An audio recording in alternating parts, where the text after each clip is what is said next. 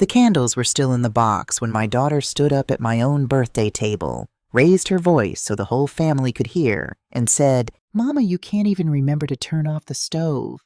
You're a danger to yourself. Somebody has to step in before you burn this house down or hand it to a stranger." And then she slapped a folder down on the table next to the cake. Hard. The forks jumped. My sister-in-law's water glass tipped and rolled. The whole room went dead quiet, that ringing kind of quiet, and every face at that table turned to look at me to see if I would break. I'd been a county clerk for 40 years. I knew exactly what that folder was before I touched it. A petition for conservatorship. A piece of paper asking a judge to declare that I, Jenny Mae Caldwell, had lost my mind, that I could no longer be trusted with my own money, my own house, my own name. And the person asking to take all of it was sitting right across from me, breathing hard, waiting for me to cry. At the end of the table, my grandson Elijah, 10 years old, had stopped drawing his dinosaur. He looked up at his mother, then at me, and in this small voice he asked, "Is somebody going to take Grandma away?" Nobody answered him, so I answered him. I picked up the knife. Not a word to Renee. I reached past that folder, and I cut the first slice of my own birthday cake, slow, steady, my hand not shaking one bit, and I set it on a plate and slid it down to Elijah. "Make a wish for me, baby," I said. "I've already got mine." Then I looked my daughter dead in the eye, folded that petition closed, and slid it right back across the table to her. "You're going to want to keep this," I told her. "You'll need it for the judge." Renee's smile cracked. Just for a second, because that was not the broken old woman she'd come to collect. Here's what she didn't know. At 9 o'clock that morning, hours before she ever slapped that folder down, I had already walked into the same probate court where I worked for 40 years, and I had filed 2 papers of my own.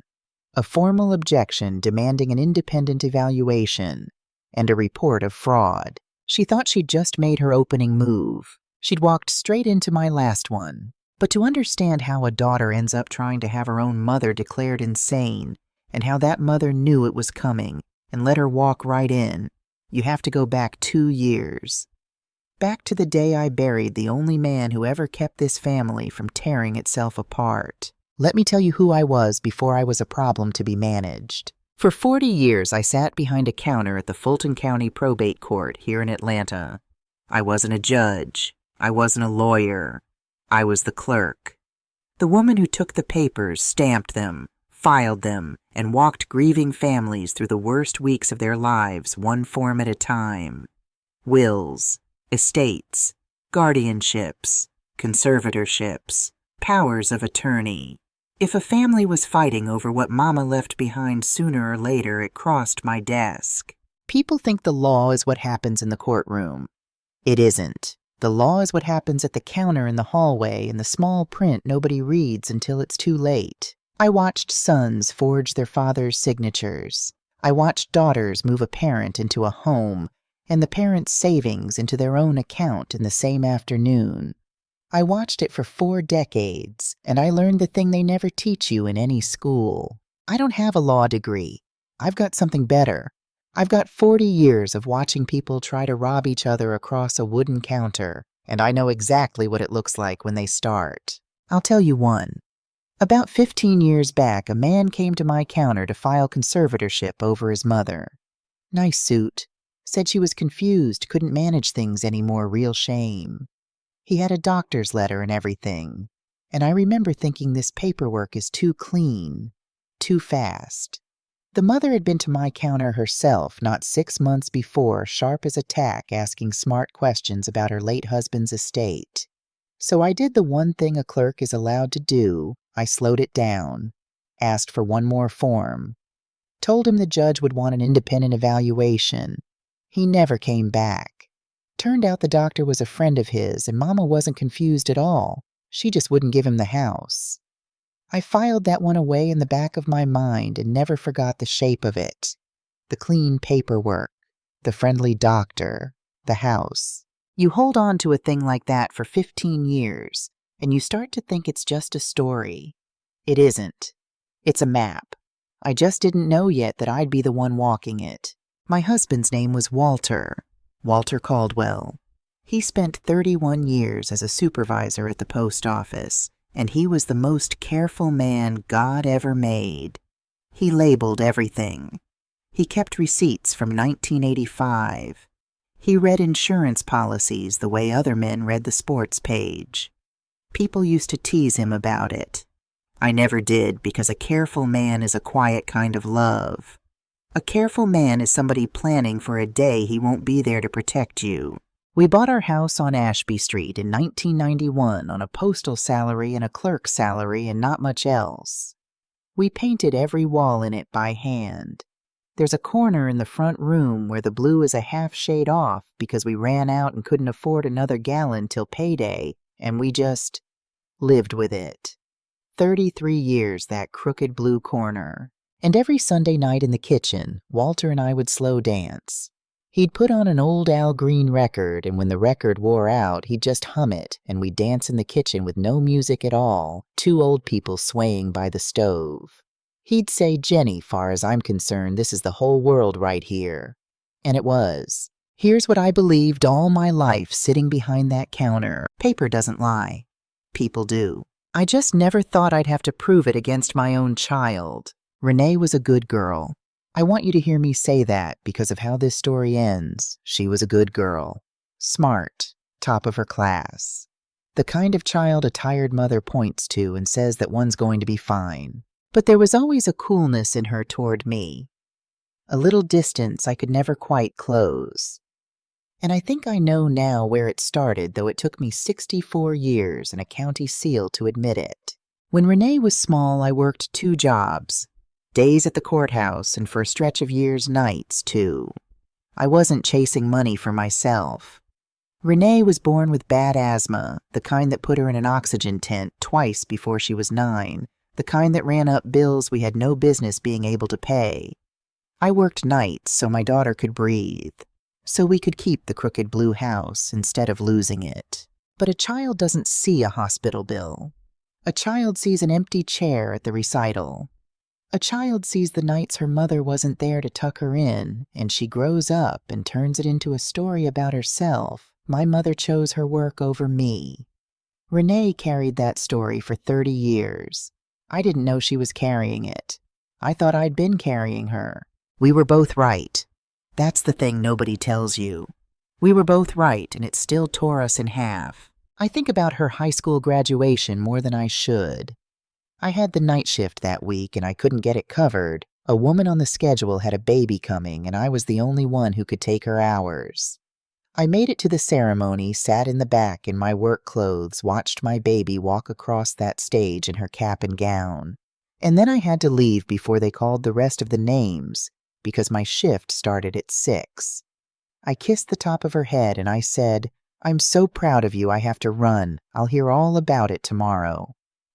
And she looked at me 18 years old, still in that gown, and she said, "You always have to run, Mama." Not angry, worse than angry, just finished, like she'd stopped expecting anything else. I drove to my shift and I cried the whole way there, and I clocked in on time because crying doesn't pay a hospital bill and being on time does. I told myself she'd understand one day when she had children of her own and knew what it cost to keep them. She had a child of her own, and she understood it exactly backwards. Renee married a man named Trevor Boyd, charming the way some men are charming a smile he could turn on like a faucet. He called me Mama J from the second date before I'd earned a single thing he was calling me by. And from the very beginning, Trevor was interested in the wrong things. He'd ask about the house, real casual, real friendly. "Mama J, this neighborhood's coming up. You know what a place like this is worth now." He'd ask about Walter's pension, Walter's investments, what Walter left behind. "Walter was a smart man," he'd say, smiling that faucet smile. "Bet you're sitting on a nice little nest egg, huh, Mama J?" I just pour the man more sweet tea and say nothing. Pouring tea and saying nothing is a skill, and I am very, very good at it. Then Walter passed. 2 years ago this spring. A heart that just quietly stopped one Tuesday the way careful men go, no fuss, no warning, the kettle still warm on the stove. I wasn't in the ground a month before Trevor came to me with paperwork. "Mama J," he said, all gentle, all helpful. "You've got so much on your plate now. Let me take some of this off you. Just sign this. It lets me handle the bills, the accounts, all the boring stuff so you can grieve in peace." It was a power of attorney, a general one, the kind that hands a man the keys to everything you own. Now a grieving widow who didn't know better might have signed it, might have been grateful, but I spent 40 years watching exactly this, the helpful son-in-law, the gentle paperwork, the "let me take it off your plate." I smiled and I told him I'd think about it, and I never thought about it again. Trevor smiled back, but something behind his eyes changed that day. I felt it. I told myself it was nothing. I told myself he was just a little greedy the way some men are, and that greedy isn't the same as dangerous. That was my first mistake, and I want to name it because by then the second thing was already starting, and I couldn't see it at all. Trevor had begun telling stories about me. To Renee. Quiet ones. He'd mention all concerned that he'd stopped by, and Mama J left the stove burner on again.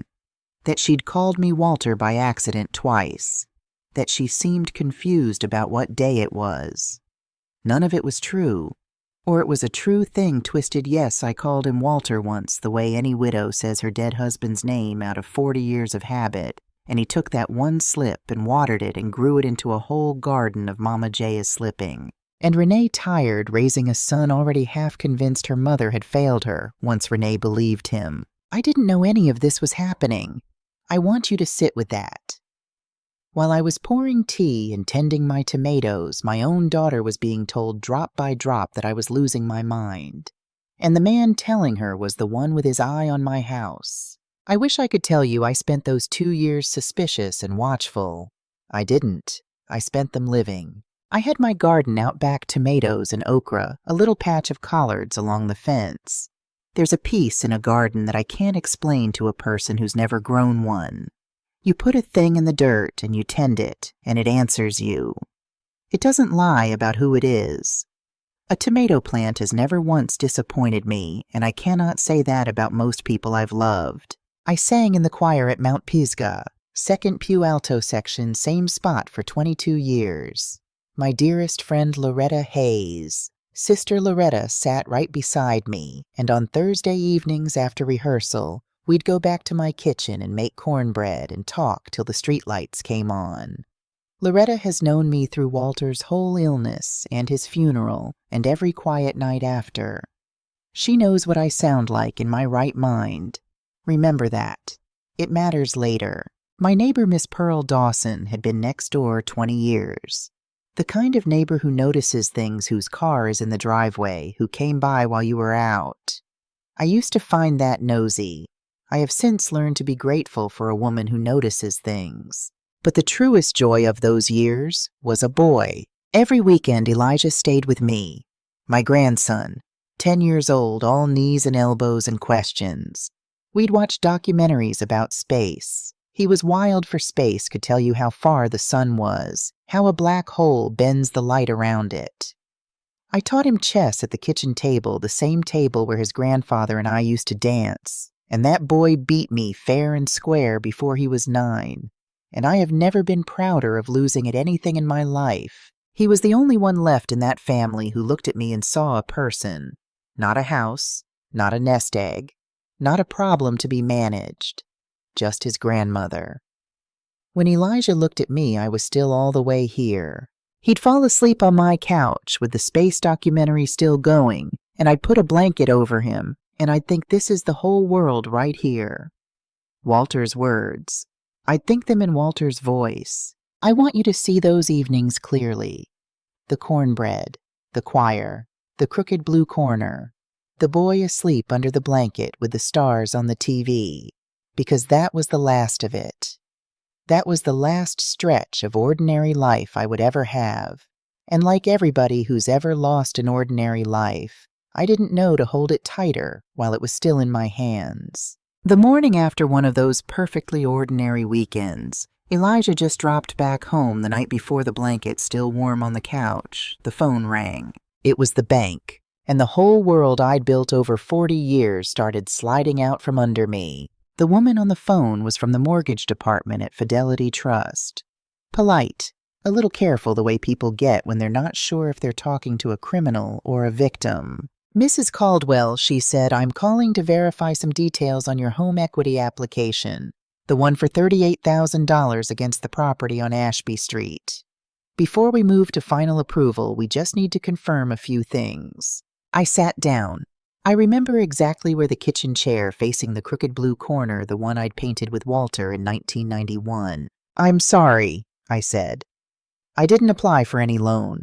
There was a pause on the line, the kind of pause that tells you the floor just moved under somebody. "You didn't," she said. "Ma'am, we have a signed application and a power of attorney on file naming an authorized representative." Now, a different woman might have panicked, might have started crying or shouting or apologizing for something she didn't do. I'd watched all three reactions across a courthouse counter for 40 years, and not one of them ever helped anybody. So I did the only thing that does. I got quiet and I started asking questions. "I'd like a copy of that application," I told her. "And the power of attorney. Today, if you can. And I want to know one more thing. What name is on the deed to that house in your system, the exact name?" She went and looked, and when she came back, her voice had changed. "That's actually one of the things flagging the file, ma'am," she said. "The property isn't titled to you personally. It's held in a trust, the Caldwell Family Trust. So the application under your individual name, it doesn't match the collateral. Our underwriter caught it." A trust. I want to tell you I knew exactly what that meant in that moment. I didn't. I knew the word Lord. I'd filed 1,000 trusts in my time, but I did not know there was one with my own house inside it. That was Walter. That was something Walter had done quiet and careful, and never told me the way he never told me about the second life insurance policy until I found it the week after he passed. I filed the word trust in the back of my mind, and I made myself stay on the problem in front of me. The copies came by email an hour later. I read the loan application first. $38,000. My name typed across the top. My social security number, my real one. My birthday, the real one. And my signature. Almost. I held that page up to the window the way I'd held 100 question documents up to the light at the courthouse, and I found it in about 4 seconds. Whoever forged it had a good copy to work from, a real good one. But the tail on the E in Jenny curled the wrong way up instead of down. I only ever sign it one way, and I knew exactly where they'd gotten the sample too, because I'd sent it myself. On a Christmas card. To my daughter's house. Then I read the power of attorney, and that's where it stopped being a mystery.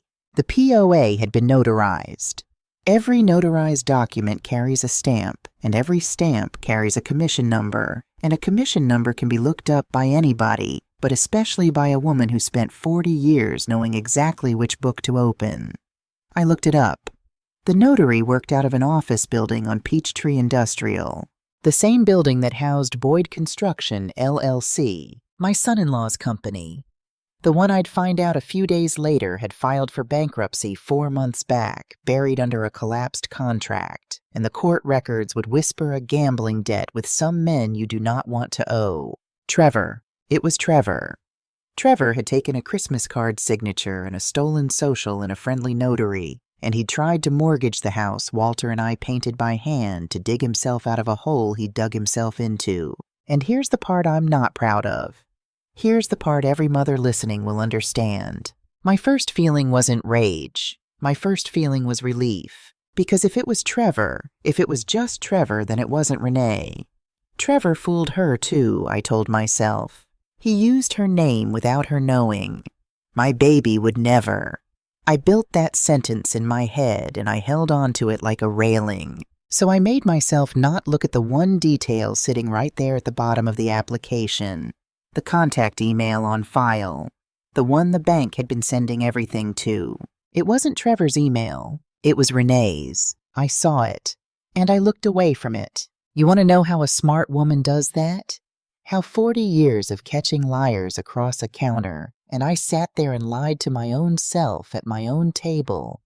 I'll tell you because if you've ever loved a child, you already know. I thought about her at 6, the asthma year.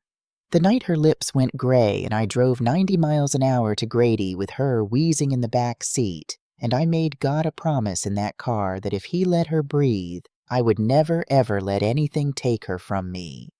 And he let her breathe. And I spent the next 38 years keeping my half of that bargain. You don't undo a promise like that because of an email address. You bend the whole world before you let it touch your child. So I bent it. Trevor put her email so the bank wouldn't call her mother. He's hiding it from her, too. She's a victim like me. I built that, and I moved in. That was the small thing I couldn't look straight at. Remember it. Because it was about to get a whole lot bigger. 2 days later, I got a text from a number I didn't have saved. It was from Camille Foster Renee's best friend since high school. The two of them had been thick as thieves for 20 years. Camille had been at Sunday dinners. Camille had hugged me at Walter's funeral.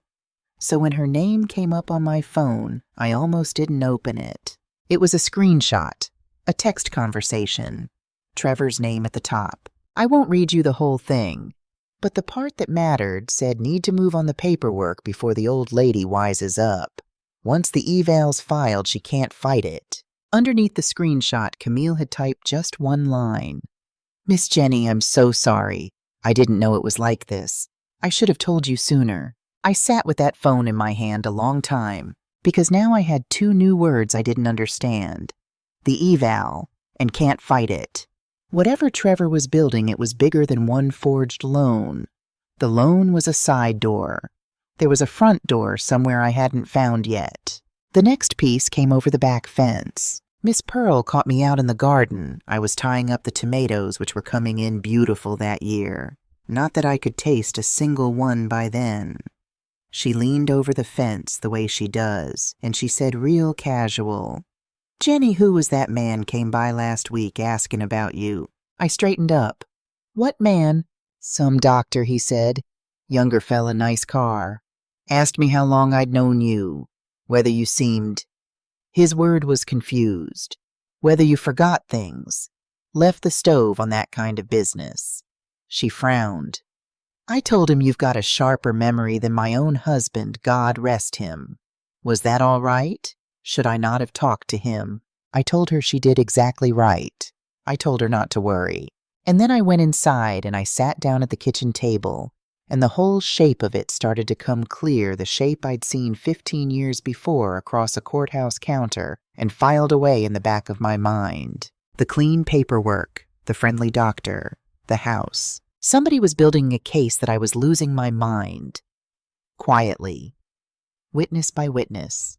Behind my back. So I did the one thing they never counted on a confused old woman doing. The next morning I drove down to the Fulton County Probate Court, my court, 40 years. I hadn't been back since the retirement party, the sheet cake in the break room, the card everybody signed, the gold-tone pen they give you that doesn't write. Walking back through those doors, I felt my whole life fold in half. The same scuffed marble floor, the same smell-old paper and floor wax and burnt break-room coffee.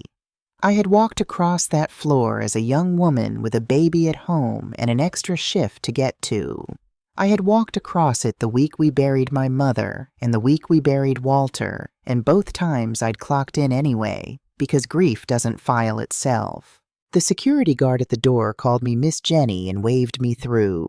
The young clerk at the counter, a girl named Tanya, I'd trained myself 3 years before I retired, came around to hug me, and then saw my face and pulled the public records for me without my having to ask twice. You okay, Miss Jenny? She asked. Pull the file, I said, then I'll know. And there it was, already filed. A petition for conservatorship of Jenny Mae Caldwell. Filed weeks ago. Weeks. While I was tending tomatoes and teaching my grandson chess, this had been sitting in the system in the very building where I'd given my whole working life, waiting on me like a trap on a trail. And clipped to it was the front door I'd been looking for. A capacity evaluation. A doctor's sworn assessment that I was suffering cognitive decline and was not competent to manage my own financial affairs. Signed by a Dr. Alan Whitfield. I had never met a Dr. Alan Whitfield in my life. I read the evaluation twice, and then I saw the date this doctor swore he had examined me, sat with me, tested me, and found my mind failing. I knew that date. I knew it cold. That was the Saturday of the Mount Pisgah Spring Fair. I had run the bake sale table from 8 in the morning until 4 in the afternoon. I'd made change, kept the books, argued with Deacon Willis about the price of his wife's pound cake, and sung 2 numbers with the choir at 3 o'clock. There are 40 witnesses to that day. There are photographs. Sister Loretta has a whole album on her phone, me at that table, laughing sharp as a tack the same hour this doctor swore I was somewhere being found incompetent. The evaluation wasn't wrong. It was fake. A man had signed a sworn medical document under oath swearing to an examination that never happened. That is not a mistake. That is a felony. And the name on it, Whitfield pulled loose something from the back of my memory. I'd seen that name before, years ago, on 2 or 3 other conservatorship files that had crossed my counter and never sat right with me. Files where the family was a little too eager and the doctor was always the same. I'd found my front door, and the man holding it open had done this before. I should have felt triumphant. I'd cracked it. I had the forged loan, the fake evaluation, the notary, the screenshot I had Trevor cold. But I didn't feel triumphant. I felt sick. Because all the way home, only one question rode in the car with me. Not what is Trevor doing? I knew what Trevor was doing. The question was the one I'd been refusing to ask since I saw her email on that loan application. How much of this does my daughter know? I could have gone straight to a lawyer. I had enough by then to bury all of them. But she was my daughter. And before I burned it down, I had to look her in the eye and give her one chance to tell me it wasn't her. I needed that more than I needed the house. So I drove to Renee's place on a Tuesday afternoon when I knew Trevor would be out, and I let myself in the back the way I always had. And I set the fake evaluation down on her kitchen counter like a card laid face up on a table. "Sit down, baby," I said. "We need to talk about a doctor I never met." She looked at the paper, and I watched her face do a thing I will remember until the day I die. It didn't go guilty. It went defensive. Right away. Like she'd been waiting for this conversation and had her lines ready. "Mama, where did you even get that? That's a private medical. It's filed in open court, Renee. It's public. I pulled it myself." I kept my voice level. 40 years of a level voice. "It says a Dr. Whitfield examined me. I have never met the man. And the day he swears he found me out of my mind, I was running the bake sale at Mount Pisgah. Loretta has the pictures. And here is where it broke my heart because she didn't flinch. She got frustrated. With me. Okay, so maybe the dates got mixed up, that happens, but Mama?" She pressed her hands flat on the counter. "It doesn't change what's true. You are slipping. Trevor's been telling me for a year. You left the stove on. You called him Walter. You forget things, Mama. You don't even know you forget them. That's how it works." "I called him Walter one time," I said, "out of 40 years of habit. A widow says her husband's name. That is not a disease, Renee. That is grief. That's exactly what someone who's slipping would say. And there it was, the trap they'd built her. Every denial I made was proof. If I was upset, I was unstable. If I was calm, I was in denial. She'd been handed a story where nothing I said could win, and she'd moved into it. Because God help us both, she wanted it to be true. Not the cruelty of it. The story of it. The story where her mother was finally the helpless one, and Renee was finally the one who showed up. So I stopped defending myself, and I asked the only question that mattered. "Renee, did you put your email on a $38,000 loan against my house?" The kitchen went quiet. "That's not," she started. "Trevor handled the financial side. We needed, do you have any idea what we're drowning in right now? The business, Did you know?" I said. "I'm not asking who typed it. I'm asking if you knew." And she lifted her chin, and she said the thing. You weren't using it. The house. She meant the house. You weren't using it.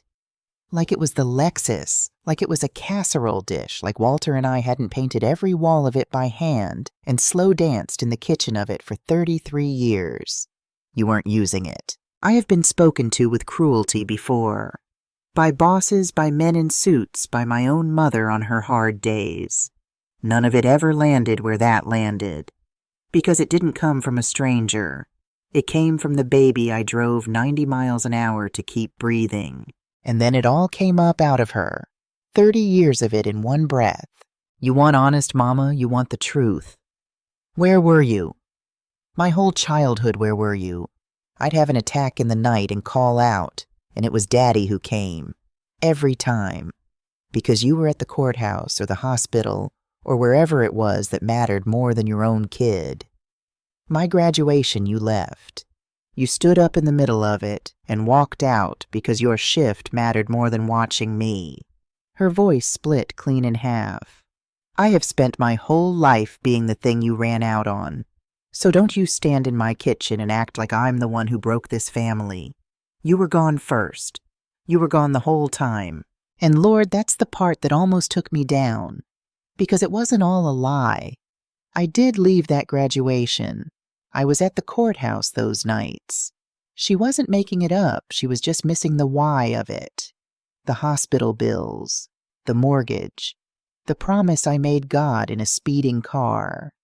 Trevor had found that 30-year-old open wound and poured poison in it for a solid year until my own daughter couldn't tell my love from my absence anymore. I could have explained it right then.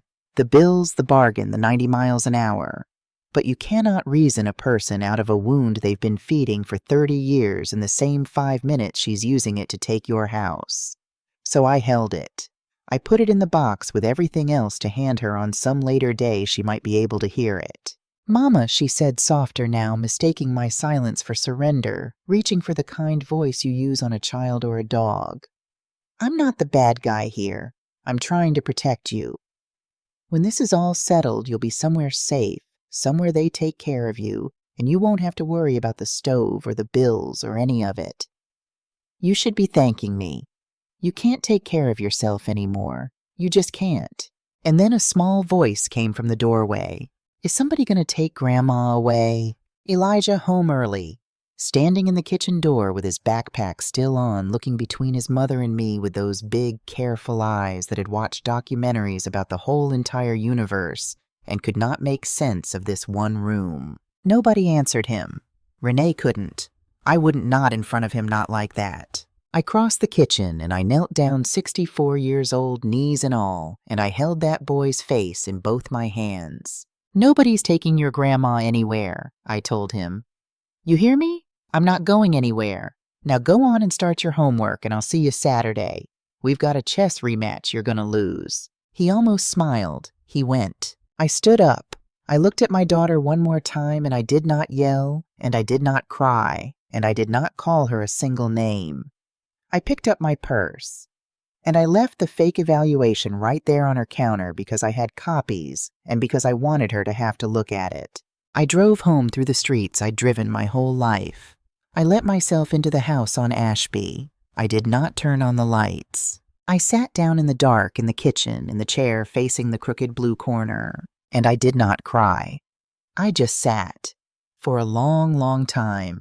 I sat in that dark kitchen and I let my whole life run past me like water. The asthma year, the night shifts, the graduation I left early, the hospital hallway where I slept sitting up in a plastic chair so that if she woke, the first face she saw would be mine. I remembered the Christmas she was 7, the lean year, when Walter and I ate cereal for supper through December, so there'd be something under the tree, and how she came tearing down the stairs that morning and threw her arms around my neck and said, "You're the best mama in the whole world," and meant it. And I believed her, and I thought that feeling would last us both forever. I had been the best mama in the whole world once. To this same person now standing in her kitchen telling me I couldn't be trusted to turn off a stove. 38 years of bending the whole world so my daughter could stand up straight in it. And here was the thanks. You can't take care of yourself anymore. You should be thanking me. I'm going to tell you something now that I haven't told many people, because I want this to be true, and not just a good story. That night, I almost let her have it. Not because I couldn't fight. I knew I could fight. I had the forgery, the fake doctor, the screenshot, the witnesses. I could have ended all of them by Friday, and I knew it. I almost let her win because of the math. Because if I fought, I would win the house and lose the child. There would be no coming back from a mother dragging her daughter through a courtroom. Whatever thread was left between us, and there was a thread frayed down to nothing, but there it would be cut, and it would stay cut, and I would die having beaten my own daughter in a court of law. And I sat there in the dark, and I thought, maybe that's the price. Maybe I just give her the house. Let her have it. Sign the paper, move into one room somewhere, and keep the thread. Keep being able to call her. Keep being invited, even if it was only ever pity. I had my hand on that decision. I want you to know how close I came. And then I remembered Walter's box. The bank had said it. A trust. The Caldwell Family Trust. I'd filed it in the back of my mind and walked right past it. Now I got up in the dark and I went to the closet, and behind the shoe boxes on the high shelf was Walter's old document box. The careful man's box. I hadn't opened it since the funeral. It was all in there, the way he kept everything. And folded inside a plain envelope, signed, notarized, dated, and recorded with the county 3 years before he died, was the trust. Walter had quietly moved the house and the bulk of our savings into the Caldwell Family Trust. Me, the lifetime beneficiary, mine to live in until I die, no one able to touch it. And after me, it didn't pass to Renee. It passed to Elijah. Walter had named an independent successor trustee, not family, a fee professional at the bank, so no relative could ever bully their way into control. He'd written in a no-contest clause, and he had done it all quietly 3 years before any of this, without ever telling me, because that was Walter. A careful man is a man planning for a day he won't be there to protect you. He had seen Trevor, before any of us. He'd sat at his own table, pouring that man's sweet tea and smiling, and the whole time he was building a wall around his family that no forged signature, no friendly doctor, no conservatorship petition could ever climb. The house was never mine to lose, and it was never theirs to take. It was already legally untouchably on its way to the only person in that family who looked at me and still saw a human being. And tucked in with the trust papers was one more thing. A note. Walter's square, careful handwriting on a half sheet of paper, like he knew I'd find it on a night like this one. It said, "Jenny, you are the strongest person I have ever known. Don't let anybody make you forget it. Not even her. Not even her." He knew. Lord, he knew even who. I sat down on the closet floor with that note in my hands, and that is when I finally cried, not for the house, not for myself, but for the man who loved me carefully enough to protect me from a grief he wouldn't live to see. And when I was done, I wiped my face and I got up off that floor, and something in me had gone very, very quiet and very, very clear. I wasn't going to give her the house to keep the thread. I had spent 40 years helping strangers protect what was theirs from people exactly like Trevor Boyd. I was not about to let my own family be the one case I lost. Not for the house. The house was already safe. For Elijah. So he'd grow up knowing somebody fought. And for the truth. Because a woman had been told she was losing her mind and she was about to prove on the record in open court in the building where she'd given her whole life exactly how sharp that mind still was. I picked up the phone. It was past midnight. I didn't care. I called a lawyer. The lawyer's name was Cordell Banks. He wasn't some courthouse legend who never lost a case. He was a tired, decent man in a small office with too many files and a good coffee maker who spent his whole career on elder law. Because he told me, somebody's got to stand between old folks and the people who love them too conveniently. I liked him immediately. I laid it all out on his desk. The forged loan, the Christmas card signature, the notary in Trevor's building, the bankruptcy, Camille's screenshot, the conservatorship petition, and Dr. Whitfield's evaluation dated the day of the church bake sale. Cordell read it all without saying much. Then he took off his glasses and rubbed his eyes and said, "Miss Caldwell, I have to be honest with you because you deserve honest. This is going to be ugly. And if your daughter signed that petition, she is exposed too. You understand what that means? You go after this all the way you might be saving yourself by sending your own child into a criminal investigation. Some mothers can't do it when it comes down to it. There's no shame if you can't. I spent 40 years on the other side of that counter," I told him, "watching families pick the easy lie over the hard truth. I am not going to be one more file where the truth lost. Tell me what you need." He almost smiled. "All right then, we don't bluff. We build. And we built. This is the part I want you to hear because nobody handed me a miracle. I earned every piece. For the fake evaluation, I didn't just say I was at the church fair. I brought receipts. Sister Loretta's phone full of photographs time-stamped me at the bake sale table at 9 at 11, singing at 3. The church bulletin listing me on the schedule. Deacon Willis and 4 other people who signed sworn statements that they spent that whole Saturday looking at my sharp, irritating, fully competent face. You don't accuse a 40-year court clerk of being confused on a day 40 witnesses watched her count change. For the loan, Cordell pulled the notary's commission record and the public bankruptcy filing for Boyd Construction and laid them side by side so a judge could see the same address sitting on both. For the trust, we filed certified copies of the Caldwell Family Trust, proving the house had been legally protected for 3 years and was never mine to mortgage or theirs to take. That one document quietly turned their whole scheme to ash. You cannot seize through a conservatorship property the person doesn't individually own. And then we went after the doctor. Cordell, through the court, issued a subpoena for Dr. Whitfield's complete records on me, every note, every appointment, every bill. Because here's the thing about a man who fakes an exam, he can sign a sworn paper saying it happened. What he cannot do is produce the exam that didn't. There would be no intake notes, no test results, no appointment in any calendar, just a bill and a payment from somewhere. When a doctor's file is empty, Cordell said the empty is the evidence. Last we did. The thing that started this whole story, though, you listening already watched me do it. We filed a formal objection to the conservatorship and a demand for an independent evaluation by a court-appointed physician of the judge's choosing. Not their doctor.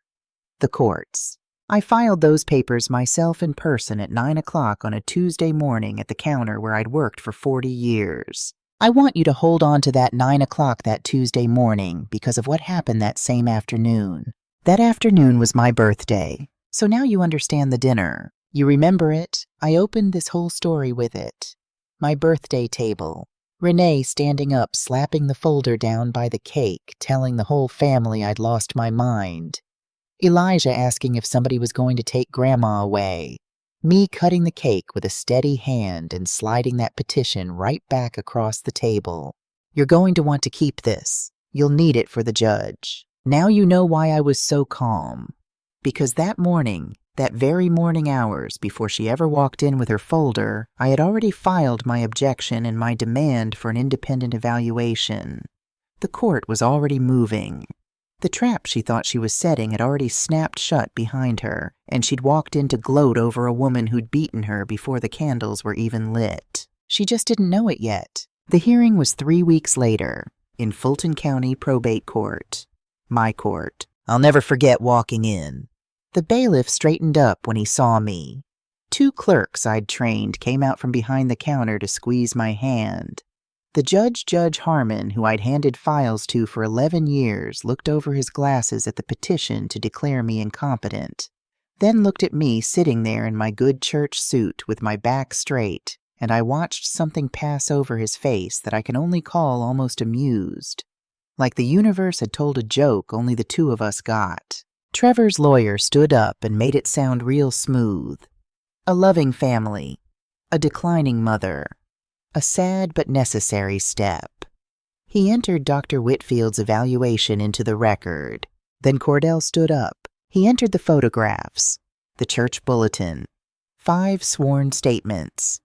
He established in about 10 minutes that on the day Dr. Whitfield swore under oath he examined me and found my mind failing, I had been in front of 40 witnesses selling pound cake. Then the court-appointed physician gave her findings from the independent exam.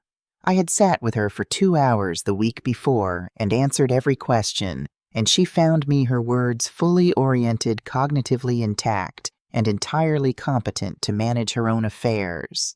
And then Cordell produced the subpoenaed file. Dr. Whitfield's complete records on me. There were no records, no intake, no notes, no tests, no appointment. There was one bill, and there was one payment that had cleared it, traced by the bank to an account belonging to Trevor Boyd. The courtroom went very still. Here is the truth about how these things really end, because I promised you the truth. Whitfield did not break down sobbing on the witness stand. That's the movies. What happened was quieter and worse for him. Facing the loss of his medical license and a felony charge for falsifying a sworn medical document, Dr. Alan Whitfield did exactly what cornered men do. He got his own lawyer, and he cut a deal, and in a sworn statement, he gave up the man who'd paid him, Trevor. And once the doctor's payment was on the record, the rest unspooled fast. The forged loan, the bankruptcy, the notary, the pattern. What had walked into that courtroom as a petition about a confused old woman walked out as a criminal referral fraud forgery and felony exploitation of an elder. The conservatorship was dismissed. The loan was voided. Trevor was referred for prosecution. I should have felt like I'd won. People always think winning feels like something. It doesn't not when the person across the aisle came out of your own body. I watched Trevor's smooth lawyer stop being smooth. I watched Trevor himself go from leaning back in his chair to leaning forward with his head in his hands, and I felt nothing I could call satisfaction. Just tired. The deep kind. The kind 40 years of watching families do this to each other puts in your bones. And my daughter, who had put her name and her email on the paperwork, my daughter sat in the gallery and watched the whole thing come down. I didn't look at her during the hearing. I couldn't. But I heard her once, a small broken sound 2 rows back when the judge said the word fraud out loud, and it was the same sound she used to make as a little girl when she'd done something she couldn't take back and knew it. I'd know that sound anywhere. 38 years, and a mother still knows the sound her child makes when the floor opens up. She went white as the day she was born, and for 1 second I'm not proud of and won't pretend I didn't have, I wanted to go to her. Even then. Even after all of it. That's the thing about being a mother that nobody warns you about, the wanting to comfort them doesn't switch off just because they're the one who hurt you. It just sits there in your chest with nowhere to go. I kept my eyes forward. I let the law do what I'd spent 40 years watching it do. But I want you to know it cost me. Winning cost me.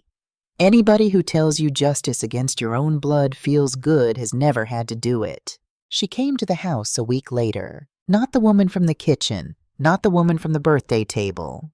This one stood on my porch on Ashby Street, with no chin in the air and no folder in her hand, just her arms wrapped around herself like she was cold in June. And she told me the last thing I didn't know, the thing the investigation had shaken loose. Trevor had lied to her too. All of it. He'd told Renee over and over for a year that I had said to his face that I was cutting her out of everything, leaving it all to the church and the boy, leaving her nothing. It was never true. I never said it. He invented it the same way he invented the stove and the confusion, because a daughter who believes her mother is about to abandon her one final time will sign almost anything.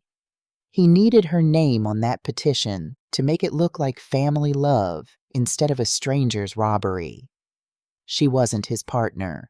She was his shield. He used me to come after you, she said, and her voice was nothing but wreckage. And I let him. I believed him. Mama, She couldn't finish it. I let her stand there. I didn't rush to fill the silence. 40 years taught me the power of a quiet that the other person has to walk into. Then I said the only thing I had left to say, and I said it gently because gentle is not the same as weak, and I needed her to know the difference for the rest of her life. I worked those 2 jobs. I told her, not because I chose the work over you. I worked them so you could breathe, so you'd have a roof. Every night I wasn't there, I was somewhere keeping you alive. You don't owe me that house, Renee. You never did. The only thing you ever owed me was one honest look, and you gave it to a man who lied to you instead of the mother who never once did. Her face came apart. But hear me, I said. I can forgive you. In time, I believe I will. Forgiveness I've got. What I don't have anymore is a key for you. Forgiving you does not mean handing you the keys to my life again. Those are 2 different things. It took me 64 years in a courtroom to learn it, so let me give it to you for free. I didn't slam the door. I want you to know that. I just closed it. Quiet. The way you close a door on a room you might open again someday, but not today, and not by her hand. I won't tell you it all wrapped up neat. Real life doesn't have a bow on it. Trevor was prosecuted. Fraud, forgery, exploitation of an elder. The men he owed didn't care about any of that, and last I heard he'd left the state owing money to people much worse than the state of Georgia. Renee filed for divorce before the leaves turned. The marriage she'd burned down her own mother to protect was gone by autumn anyway. That's usually how it goes with a man like that. You give him everything you've got, and he's already halfway out the door with it. Renee didn't go to prison.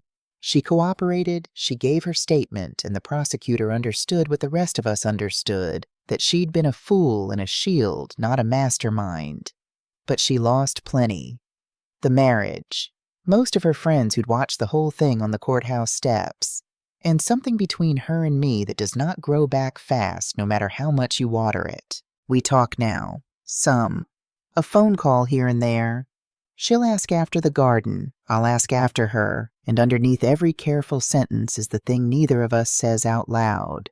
I haven't given her a key to this house, and she hasn't asked for one. I think she finally understands why. That's its own kind of progress, the quiet kind.